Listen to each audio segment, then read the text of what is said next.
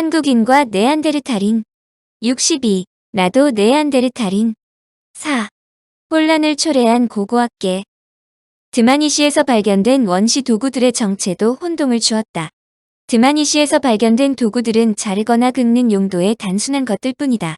두개골과 함께 발견된 다른 화석과 도구들도 기존 학설을 뒤집을 만큼 많은 의문을 제기하자 땅속에 다시 묻어버려야겠다는 학자의 말도 있을 정도로 고인류학자들에게 충격을 주었다. 그동안 학자들은 아프리카에서 발견된 호모 에렉투스가 손도끼처럼 정교한 석기들을 만들 수 있었기 때문에 대륙을 건널 수 있었다고 생각했다. 또한 손도끼로 짐승을 잡고 고기를 손질해 이동에 필요한 에너지원을 섭취했고 이 과정에서 두뇌와 키가 커졌다고 설명했다. 그런데 이들 화석의 발견으로 인류 진화사 전체까지는 아니더라도 지금까지 믿어왔던 가설이 모두 엉망이 된 것이다. 학자들이 잠정적으로 내린 결론은 간단하다. 아프리카를 떠난 최초의 호미니드는 호모 에렉투스가 아닐지도 모른다는 것이다. 이를 다시 말하면 초기 호모 속에 속하는 호모 하빌리스와 호모 에렉투스 사이에 또 다른 누군가가 있었을지도 모른다는 뜻이다. 2003년 인도네시아의 플로레스 섬에서 발견된 호모 플로레시엔시스, 즉 플로레스 인도 미스터리다. 당초 18,000년 전으로 추정했으나 2016년 3월에 발표된 연대 측정에 의하면 약 5만 년 전까지 살았던 인류인데 반지의 제왕에 나오는 호빗이라는 별명이 붙을 정도로 몸집과 두뇌 크기가 작았다. 호모 플로레시엔시스란 이름이 붙은 이 여성 화석은 키 1m, 몸무게 30kg에 불과하고 뇌용량도 현생 인류의 30%인 380cc에 지나지 않았다. 그런데 학자들을 놀라게 한 것은 뇌의 크기가 침팬지에 불과했지만 얼굴이 커지는 특징을 지닌 데다 정교한 석기를 사용했다는 점이다.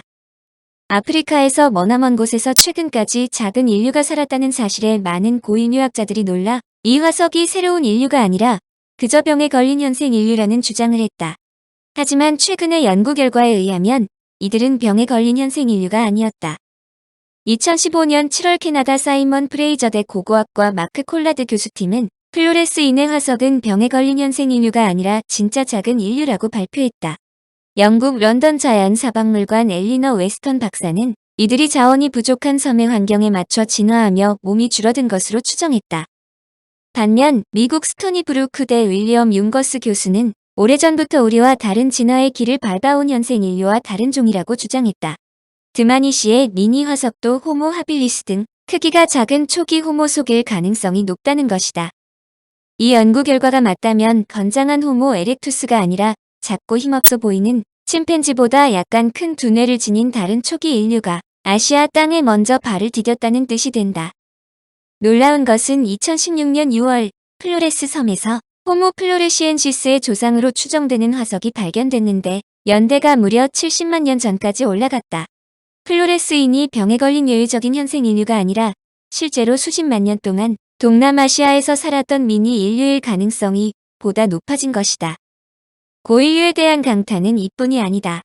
근래 학자들을 놀라게 하는 발견이 계속되었는데 이 중 가장 놀라운 것은 남아프리카 후지츠 펀드 부근에서 발견된 유물이다. 이곳에서 발견된 모든 동물들이 매우 거대했는데 물소의 뿔은 길이가 지금의 2.5배인 3m에 달하고 얼룩말의 무게도 지금보다 80kg이 더 나갔다. 놀라운 것은 이들과 함께 살았던 호모 에렉투스의 체구도 엄청 크다는 점이다. 키는 2m, 체중도 90kg 정도의 거인족이다. 처음에 이들 거대한 화석을 본 학자들은 조작된 것으로 생각했으나 수많은 화석이 발굴되자 사실인 것으로 판정하지 않을 수 없었다. 사람이 이처럼 거인화되면 상당한 문제점이 초래된다. 이들은 보통 사람들보다 적어도 2배 이상의 에너지를 소모해야 했다. 그런데 이런 거대한 체구는 기온이 높은 지역에서는 매우 불리하다. 에너지 소비를 2배로 하는데도 피부 면적이 1.5배밖에 되지 않아 열을 발산하는데 어려움을 초래하기 때문이다. 이들을 최초로 창을 던져 동물을 사냥하였으며 약 50만 년 전에 초기 원시형 호모사피엔스로 진화했다고 추정하는데 여하튼 이후 거인류는 발견되지 않는다. 멸종되었을 가능성이 많다는 것이다.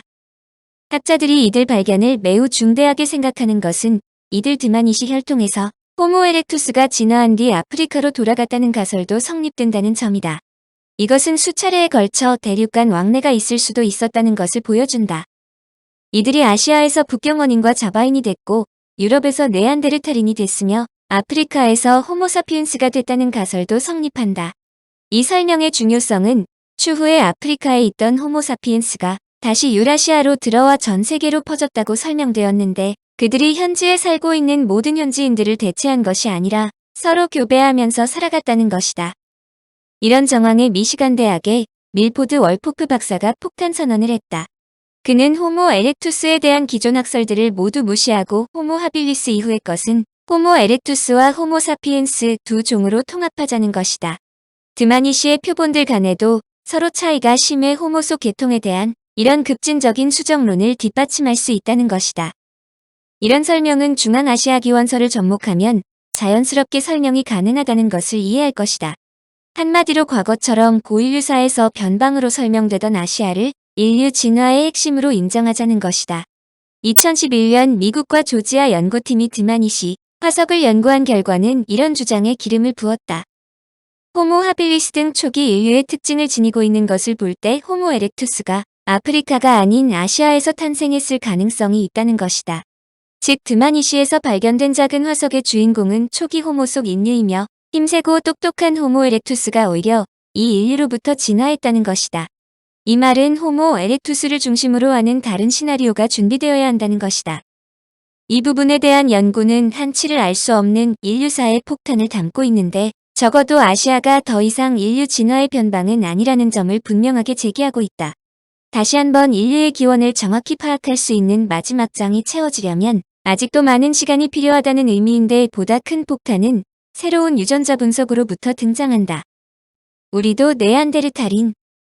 근래 폭발적인 진전을 보이고 있는 유전자 분석은 나의 조상을 비롯하여 다른 사람들의 조상은 누구인가, 즉 인류의 뿌리에 대한 궁금증에 상당히 설득력 있는 답을 제공하고 있다.